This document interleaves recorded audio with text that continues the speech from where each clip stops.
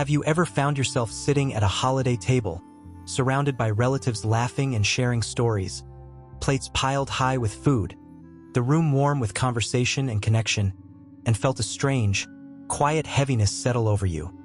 Not sadness exactly, but a kind of exhausted detachment, as though you're watching the scene through glass? Everyone around you seems genuinely delighted to be there.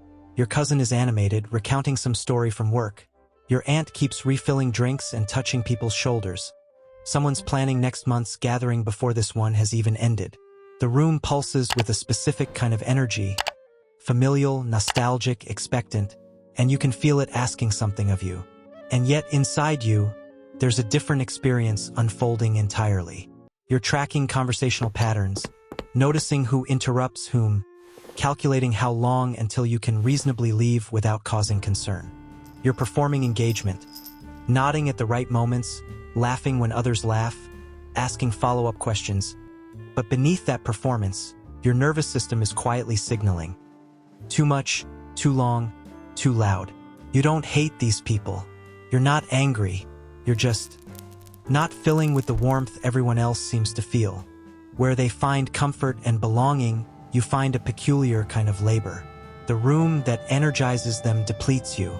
And that disconnect between what you're supposed to feel and what you actually feel sits in your chest like a question you can't answer. You wonder if something is wrong with you. Why don't family gatherings fill you the way they seem to fill others? Why does the idea of another holiday, another reunion, another weekend visit generate not excitement but a subtle, persistent dread? You see people posting about missing their families, counting down days until they're all together again, and you think, I don't feel that. And immediately behind that thought comes guilt, because culturally, we're taught that loving your family means wanting to be with them. That distance is dysfunction. That preference for solitude is selfishness. But what if this isn't emotional deficiency? What if this isn't coldness, dysfunction, or failure to connect? What if the discomfort you feel at family gatherings isn't evidence that something is wrong with you, but rather that something is right? Something specific about how your nervous system works, how your brain processes stimulation, and what your psychological boundaries require to feel safe. What you're about to discover is that your experience isn't a character flaw. It's a complex intersection of neurobiology, early adaptation, and legitimate psychological need. And understanding it might finally give you permission to stop apologizing for who you are when someone asks about your holiday plans and you mention you might skip the family gathering this year, or that you're only staying a few hours. You can watch their face shift. There's a flicker, confusion, concern, sometimes judgment. They'll say things like, "But it's family," as though that phrase alone should override whatever hesitation you've expressed. Or they'll offer solutions. Maybe you just need to relax more, have a drink, try to get into the spirit, as if the problem is your effort, not your experience. They think you're antisocial, cold, ungrateful, damaged, or holding grudges. They assume you had a traumatic childhood, that you're punishing your family for past wrongs, or that you simply don't value relationships the way normal people do. Some will wonder if you're depressed. Others will decide you're selfish, too focused on your own comfort to make the small sacrifices family connection requires. The dominant cultural narrative tells us that family is where we should feel most ourselves, most safe, most known. So when you don't, the assumption is that the problem lies with you. You're the one who needs fixing. What's rarely considered is that dislike of family gatherings isn't always about the family. To understand this, we have to step back to something fundamental about how human nervous systems are wired for social connection. For most of human history, belonging to a group, your tribe, your clan, your family unit was literally a survival requirement. Being cast out meant death. So our brains evolved powerful neurochemical reward systems around group bonding. When most people enter familiar social spaces, their brains release oxytocin, the bonding hormone, dopamine, which creates feelings of pleasure and reward, and serotonin, which generates a sense of safety and contentment. These neurochemicals work together to make group belonging feel good. For many people, family gatherings activate this ancient circuitry. They feel connected, regulated, at home. But here's what most people don't realize. Not all nervous systems are calibrated the same way. Inside your brain, the amygdala, your threat detection center, and the prefrontal cortex, your executive function region, are constantly assessing whether an environment is safe or activating. For some individuals, particularly those with sensitive nervous systems or particular developmental histories, group dynamics don't signal safety. They signal surveillance. The same stimuli that calm one person's nervous system, multiple voices, overlapping conversations, physical proximity, expectation of emotional availability, can activate another person's stress response. Your nervous system isn't reading the room as safe tribe. It's reading it as too much incoming data, insufficient control, threat to autonomy. This isn't conscious. This is happening at the level of your autonomic nervous system, below your awareness. For many people, family environments feel regulating because they're predictable, because roles are established, because there's history and shared language. But for you, those same elements might create the opposite effect. The predictability isn't comforting, it's constraining. The established roles feel like boxes you're expected to inhabit. The shared history isn't warm nostalgia. It's a reminder of versions of yourself you've outgrown but are still expected to perform. Your brain is processing the gathering not as an opportunity for connection, but as a complex social negotiation requiring constant monitoring, adaptation, and energy expenditure.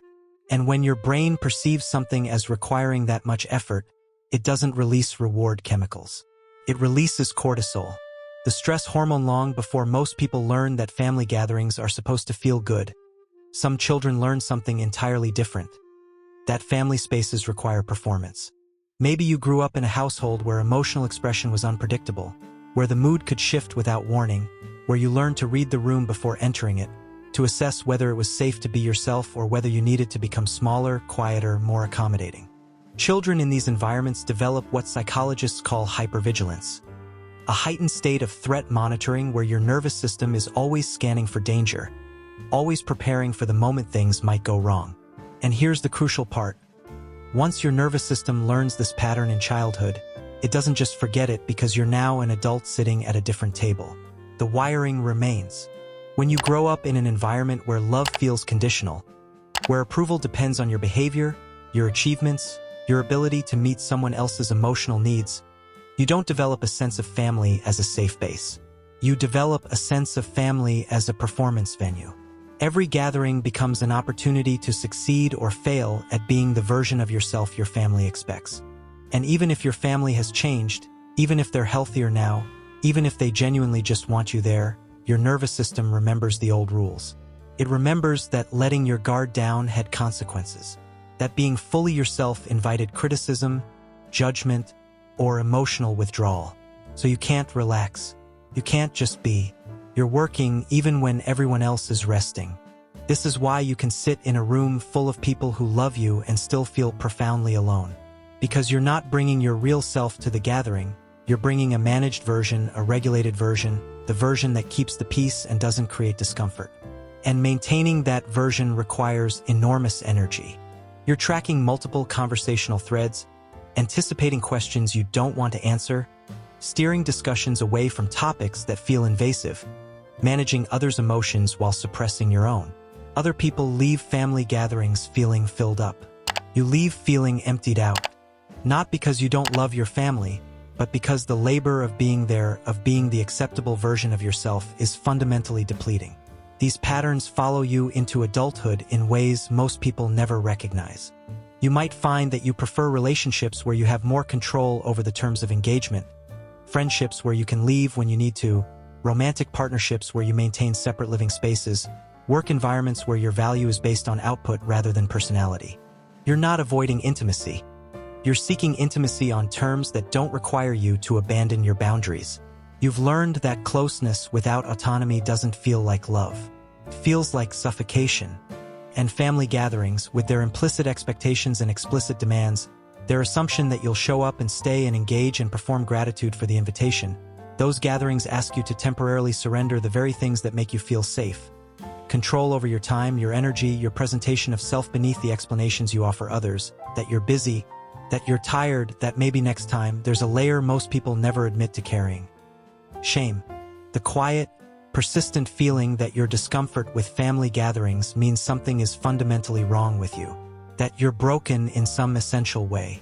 that you lack the capacity for love or connection that comes naturally to everyone else. You see other people cherish these moments, post photos with captions about grateful hearts and blessed lives, and you think, why can't I feel that?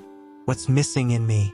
In a culture that treats family as sacred, that builds entire holidays around the premise of gathering, that measures emotional health partly by your desire to be with relatives, not wanting those things feels like confession of deficiency.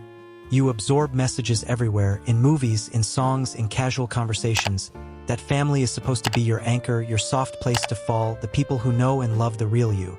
And when your actual experience contradicts that narrative, when family gatherings feel more like endurance tests than celebrations, you internalize the gap as personal failure. You wonder if you're cold, if you're damaged, if some crucial part of you never developed correctly. The shame becomes a secret you carry. I don't actually want to be there, and I feel terrible about not wanting to be there. But shame thrives on misattribution, on mistaking a legitimate response for a character defect. What you're experiencing isn't emotional dysfunction. It's nervous system incompatibility. Not every person is designed to thrive in group family dynamics, and not every family environment is set up to honor the needs of sensitive, introverted, or autonomy-oriented individuals. Your discomfort isn't evidence of inability to love. It's evidence of nervous system overstimulation, boundary violation, or misalignment between what these gatherings demand and what your psychology can sustainably provide. This isn't coldness. It's self-protection. This isn't rejection of family. It's preservation of self. Not broken, adapted. Not deficiency, difference. Not failure to connect. Connection attempted on terms that don't match your needs. You're not failing to love your family correctly. You're loving yourself enough to recognize when an environment depletes rather than nourishes you.